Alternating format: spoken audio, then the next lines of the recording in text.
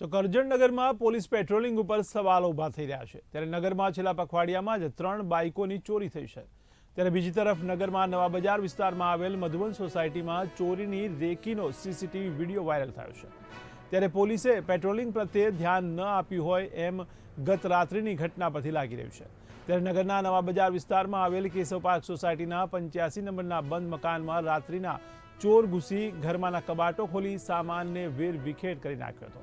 ત્યારે ચોરોને કાંઈ હાથ ન લાગતા ફેરો ફોગટ સાબિત થયો હતો। સદનસીબે ઘર માલિક પરદેશ ગયા હોવાથી ઘરમાંથી કોઈ મત્તા ચોરના હાથમાં લાગી ન હતી।